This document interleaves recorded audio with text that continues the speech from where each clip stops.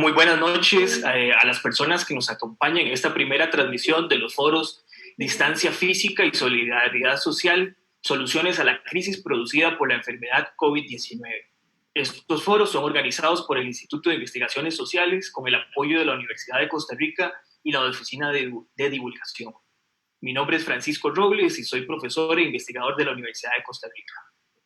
Hoy, como ustedes saben, nos encontramos en un momento sin precedentes en la historia de la humanidad. Muchas son las preguntas y los miedos que tenemos en torno al futuro cercano en materia de salud, en términos económicos y en términos políticos. Sin embargo, de lo que sí tenemos certeza hoy más que nunca es de la interdependencia del mundo. En términos sencillos, hoy las decisiones que tomemos y las salidas que encontremos pasan y dependen ya no de mi interés individual, sino de lo que pase con mi vecino, en mi barrio, en mi comunidad.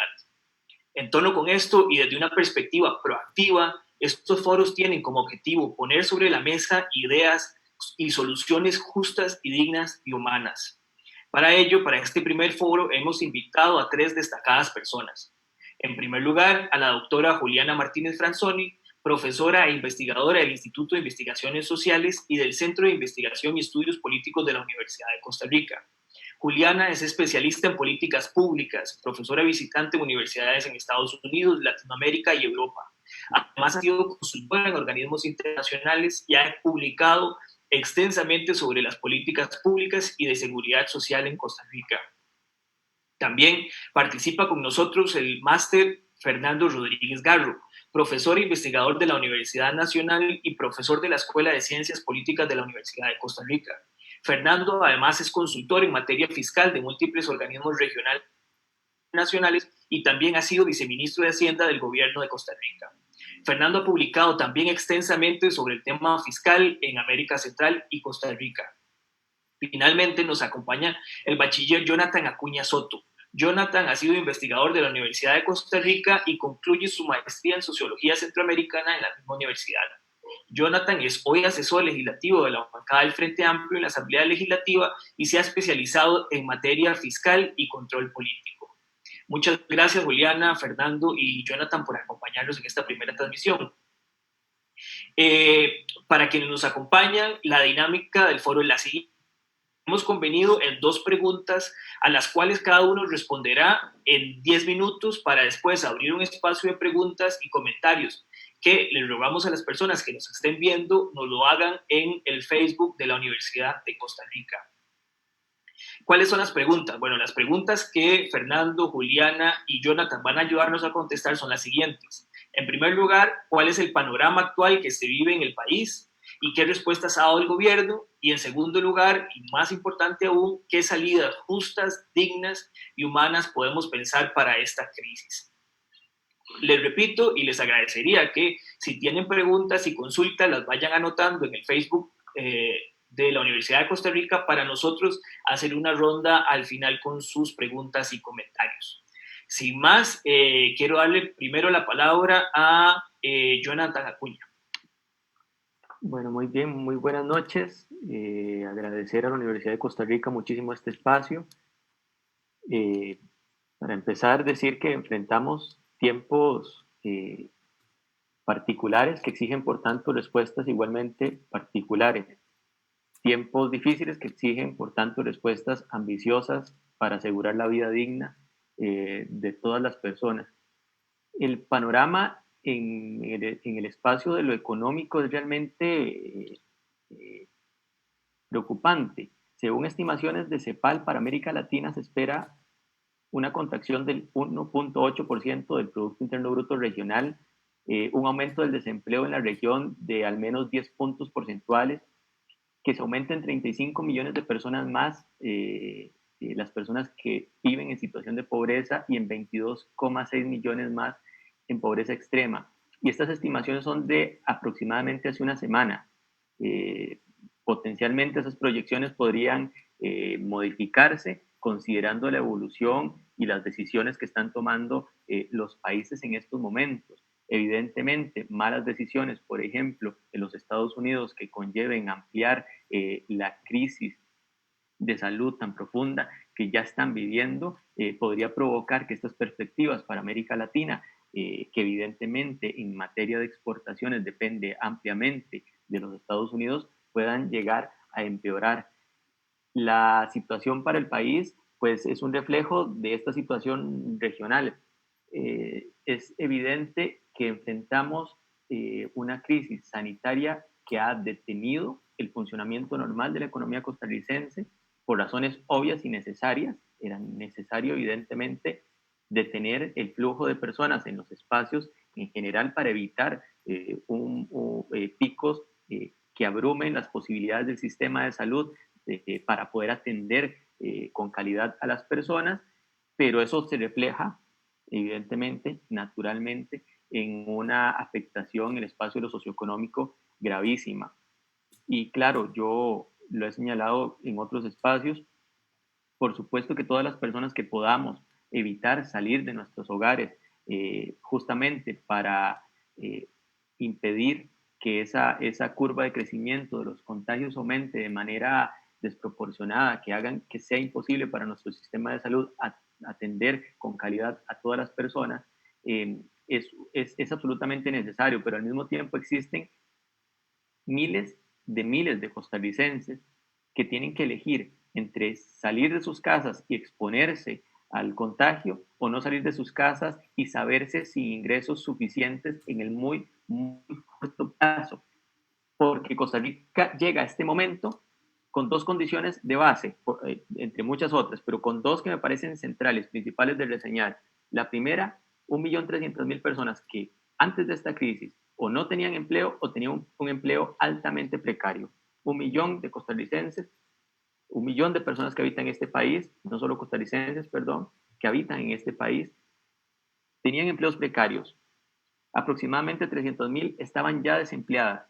Ese es el escenario de entrada de esta crisis. Esas son las personas, ese millón de personas son justamente esas que son más vulnerables hoy en el espacio de lo socioeconómico, y esa vulnerabilidad en el espacio de lo socioeconómico les obliga a salir de sus casas y por tanto potencia las posibilidades de contagio. El otro factor de entrada a esta crisis es que es evidente que Costa Rica en el espacio de lo fiscal se encontraba en aprietos. La reforma fiscal aprobada en diciembre del 2018 se muestra evidentemente insuficiente, al punto que las estimaciones para este año, antes del ingreso a este momento de crisis, indicaban que era altamente probable que este año superáramos el umbral del 60% del PIB en deuda de gobierno central. Y que eso ocurra tenía ya de por sí implicaciones gravísimas para las posibilidades de crecimiento futuro de la economía costarricense y por tanto para las posibilidades de distribución de riqueza y de asegurar vidas dignas para las personas. Porque la regla fiscal aprobada justo en el marco de esta reforma fiscal de la ley 9635, la ley de fortalecimiento de las finanzas públicas, indica que ante el cruce de ese umbral, cuando la deuda de gobierno central supera ese umbral del 60% del PIB, ya no solo se limita el crecimiento del gasto corriente del gobierno, sino que también se comienza a limitar el gasto de capital, la inversión en infraestructura, por ejemplo. Y eso, evidentemente, a inicios de año ya generó toda una discusión, a inicios de año de previo al ingreso a esta crisis. Para mí está claro que esa posibilidad de superar el umbral del 60% del PIB ya no es una posibilidad, es algo que va a ocurrir, necesariamente va a ocurrir. ¿Por qué? Porque por un lado tenemos que el denominador de ese numerito, de ese umbral, va a ser más pequeño de lo que previmos. El PIB va a ser más pequeño de lo que hemos previsto. Y por otro lado, porque el Estado necesariamente se va a tener que endeudar más. Por un lado, por las necesidades sociales que tiene que atender, ya tendremos tiempo de hablar de eso, y por otro lado, porque los ingresos tributarios van a caer. Y por tanto, ese umbral lo cruzamos porque lo cruzamos este año.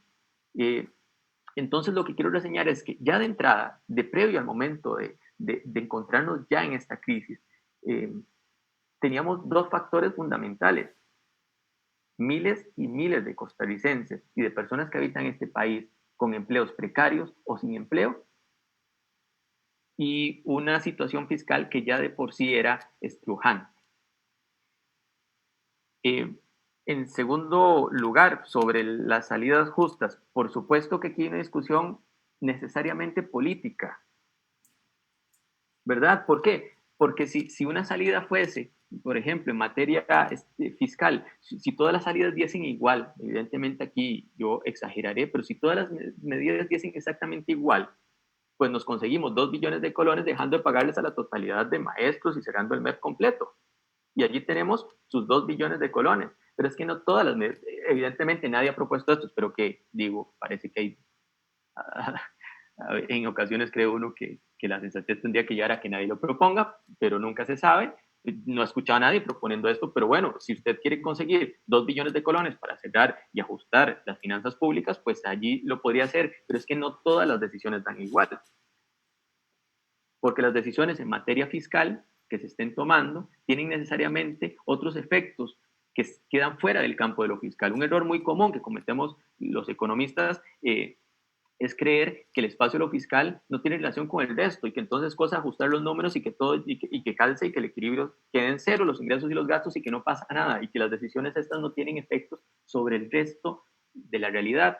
Y sí la tienen porque darle hoy, por ejemplo, patadas a la demanda agregada, aplicarle recortes a la brava, al gasto que realiza el Estado. Lo único que provocaría sería terminar de empujar una espiral de crecimiento a la economía costarricense, porque ¿a quién le compra el Estado? Le compra también a privados, por supuesto. Y si usted le da de patadas a las remuneraciones de las personas del sector público, pues lo que obtendrá es que podrán demandar menos. ¿Y quién comprará entonces en el mercado? Y es que esto no es ninguna, absolutamente ninguna novedad.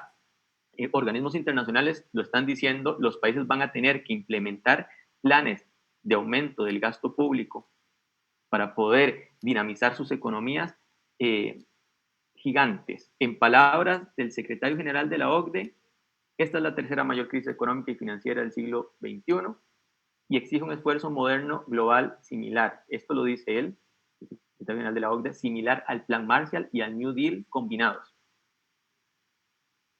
Y para eso hay que gastar. Y es que gastar no es despilfarrar, es utilizar justamente mejorar los servicios para la gente, en asegurar recursos para las personas más vulnerables.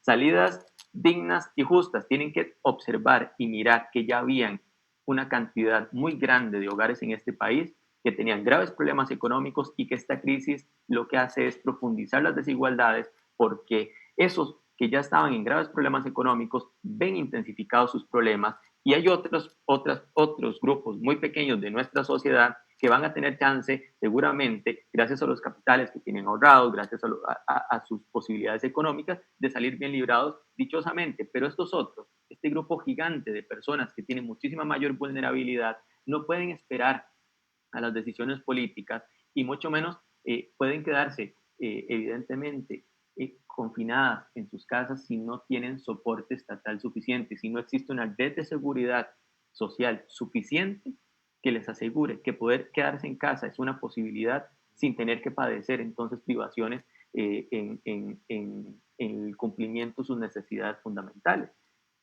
Evidentemente, en términos de principios, esto será. Y plata, termino diciendo esto, plata hará falta, no cabe duda. O sea, la necesidad de recursos por parte del Estado costarricense es clara y evidente. Hoy tuvimos una polémica eh, nacional muy grande porque, de nuevo, igual que no da igual cualquier salida para implementar las soluciones a una crisis de esta naturaleza, tampoco da igual cualquier forma de conseguir recursos para el Estado. Y no da igual, y es claro que no da igual, y nos quedó a todas y todos muy claro hoy, porque pedirle esfuerzos a personas que tienen remuneraciones de 600.000 colones, de 700.000 colones, que no son remuneraciones de lujo, y que seguramente además van a tener que hacerse cargo de necesidades de familiares que van a quedar desempleados o con sus jornadas reducidas. No es justo. Y no es justo, y eso lo que muestra es que no cualquier manera de recaudar nuevos recursos para atender esta crisis da igual. Y ahí juega el principio evidentemente de progresividad, de qué tan justa sea la distribución de esas cargas y esa discusión se está dando y tiene que darse y se dará con intensidad en todos los espacios públicos, incluida la Asamblea Legislativa. Muchísimas gracias, Jonathan, por tus aportes y tus comentarios. Les recuerdo a las personas que nos están acompañando en redes sociales, en Facebook, que hagan sus preguntas en el Facebook de la Universidad de Costa Rica para tener una sesión de preguntas un poco más amplia al final de esta primera presentación y esta ronda de preguntas con los y las invitadas. Ahora le corresponde a don Fernando Rodríguez. Don Fernando, ¿cuál es el panorama actual y cómo ve usted también las medidas que ha tomado hasta hoy hasta el día de hoy el gobierno de Costa Rica? Bueno, primero que todo, muy buenas noches a todos los que nos están, a todos y todas los que nos están acompañando por estas nuevas formas de comunicarse que todavía seguimos explorando en términos de su funcionamiento. Mire, yo creo que lo primero que hay que entender es que lo que nosotros estamos viviendo es una situación de salud, es un problema sanitario. Esto lo decía hace unos días el exsecretario de Trabajo de la administración Clinton, Robert Reich, en el sentido de que esta crisis no surgió por un problema económico, surgió por una situación sanitaria que está generando a su vez un problema económico. Entonces, ¿qué quiere decir esto? Que hasta que no solucionemos lo sanitario, el problema de salud, nosotros no vamos a poder enfrentar lo que se viene posteriormente a eso. Y la capacidad para reaccionar durante este periodo está limitada en función de eso. ¿A qué voy? Que mientras esta situación de cuarentena se siga dando, mientras tengamos que permanecer aislados o manteniendo cierto nivel de distanciamiento social y aislados inclusive en relación con el resto del mundo, o sea, cerradas nuestras fronteras, sin intercambio de personas con otras partes del planeta, nosotros no vamos a poder enfrentar este problema de manera apropiada. Entonces, ahí tenemos un reto enorme porque desde el punto de vista económico estamos en primera instancia en manos de la medicina y tenemos que confiar en el avance de la medicina, en la forma de abordar el problema desde el punto de vista sanitario y médico para poder eventualmente señalar el camino a seguir después de esto. Estamos suponiendo que esto puede llevarnos, y esa es parte de las primeras reacciones desde el punto de vista político, que esto puede llevarnos unos 3 meses aproximadamente, que a partir de ahí vendría entonces el retomar paulatino del ritmo de vida normal. Esperemos que así sea, porque el problema es que si esto implica que hay otro pico de enfermedad en algún momento en el tiempo, en el futuro, entonces vamos a regresar al punto en el que estamos. Y eso va a hacer más profunda esta situación y por supuesto afectar más a la gente que se está viendo afectada en estas condiciones. O sea que como país debemos prepararnos, pues por supuesto, para enfrentar esto en un plazo relativamente corto, pero también tenemos que estar preparados para cualquier escenario que se venga después hasta que no haya una de dos cosas, o algún medicamento que logre controlar la expansión de la enfermedad, no una cura, porque no estamos hablando de eso, sino de un medicamento que por lo menos logre controlar la enfermedad, o el año entrante una vacuna. O como dicen los epidemiólogos, que el nivel de saturación de los enfermos en el país sea tal que, bueno, que ya todos los que se pueden enfermar se hayan enfermado y ya la epidemia como tal quede controlada. Entonces, como esto es así, nosotros vamos a tener que aprender en este marco de esta situación a vivir con recursos limitados y a tratar de cambiar la forma en la que nos comportamos, consumimos, nos comunicamos, inclusive la forma en la que trabajamos, porque esto que estamos haciendo aquí precisamente es una forma novedosa de hacerlo, para poder subsistir en este tiempo mientras nos salimos de esta situación y podemos retomar lo que podemos llamar la vida normal, porque en realidad yo creo que a partir de esto todo va a tener que cambiar y de eso pues probablemente vamos a hablar más adelante. Entonces, ¿qué podemos hacer para darle solución a esto? Bueno, lo primero, yo creo que la respuesta desde el punto de vista sanitario del país ha sido muy buena. Nos encontramos, por dicha, con enormes fortalezas institucionales en el país que otros países desgraciadamente no tienen o que han visto debilitadas en el tiempo. No hemos sufrido recortes importantes en materia de inversión pública en sanidad, por dicha, en los últimos años, y entonces nos estamos encontrando con una caja del Seguro Social, pues que hay que también pensar en fortalecerla después de esto, pero que tenía suficientes condiciones para abordar el tema. Nos hemos encontrado con un Ministerio de Salud que tiene una ley general de salud que es bastante fuerte, que habrá que revisar si tiene cosas de buscar mejorar, pero que es bastante fuerte. y una institucionalidad alrededor que ha podido apoyar todos estos procesos para poder garantizar que en este momento, inclusive, tenemos las condiciones para enfrentar mucho más enfermos. Pero para eso, y como decía Jonathan, pues tenemos que asumir una serie de decisiones que estamos tomando en este momento y que pues generan esos otros problemas de carácter económico. Entonces, en el ínterin, nosotros tenemos que atender este problema, o sea, vamos a tener que reprimir nuestro consumo, cambiar nuestra forma de vida para poder enfrentar esta situación desde el punto de vista sanitario más adelante, que no se nos vuelva un problema, ¿ok? Y insisto, mientras esto no lo resolvamos, pues entonces vamos a tener que atender esta situación y eso implica probablemente que para poder mantener estas redes de apoyo vivas y a muchas de las personas que actualmente están trabajando, que puedan mantenerse con ingresos suficientes para poder subsistir, vamos a tener que cambiar o pues hacer un esfuerzo para cambiar la forma en la que veníamos trabajando y tratar de ponernos en contacto directo con aquella gente que está produciendo.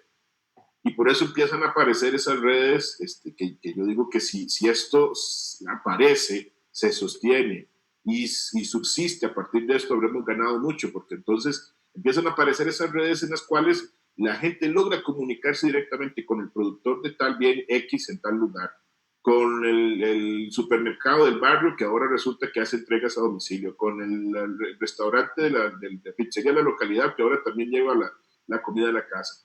Y una serie de cosas en las cuales la gente ha tenido que entrar en un mecanismo muy novedoso de trabajar para poder llevarle todo lo que la gente antes iba a consumir fuera de su lugar. Y yo creo que eso tenemos que darle un valor porque nos pone en perspectiva de lo que está sucediendo. Si nosotros mantenemos todas esas redes vivas, la gente puede seguir subsistiendo en un ámbito muy limitado. Habrá mucha gente que se va a quedar sin trabajo, pero podemos mantener a más gente a flote de la que podría haber si nosotros no aprovechamos ese espacio precisamente para ponernos en contacto con el que vende directamente el producto agrícola X y Y. Y aquí es fundamental que tratemos de seguir explotando esas redes, de seguirlas desarrollando para que la gente pueda eventualmente ponerse en contacto con otras personas y con esto podamos intercambiar los productos directamente por otros medios. Pero bueno, esto es el momento de ahora, el nivel de subsistencia, hay mucha gente que no lo puede hacer, muchos están perdiendo el trabajo y muchos otros además están teniendo que ir a trabajar, aunque eso implique un riesgo. Y bueno, para eso entonces necesitamos que esa institucionalidad siga fuerte y necesitamos además poder enfrentar lo que venga posteriormente. ¿Qué significa esto? Que si se descubriera un medicamento y la gente empieza a necesitar recursos médicos, asistenciales para poder atender la enfermedad, tenemos que garantizar que esas medicinas van a llegar a la gente. Tenemos que garantizar que esa atención va a llegar a la gente. Y tenemos que garantizar eventualmente que tenemos que ir pensando en esto desde ahora, que si en algún momento en el futuro se descubre una vacuna, que esa vacuna también va a llegar a la gente. Y entonces también dentro de esta situación crítica que estábamos viviendo antes de que ya señalaba Jonathan, tenemos que garantizarle al país, a la caja y a inclusive al mismo Ministerio de Salud los recursos necesarios para poder hacerle frente a eso. ¿Por qué? Porque si no, entonces volvemos al punto cero. ¿Qué significa esto? Que entonces vamos a enfrentar otra vez otro pico de enfermedad y otra vez nuestra economía va a tener que retraerse para poder enfrentar esta situación. Entonces, yo creo que tenemos fortalezas que nos están sirviendo, pero no podemos evitar pensar que tenemos que seguir garantizando que esas fortalezas que tenemos tengan los recursos necesarios para enfrentar esta situación en el futuro.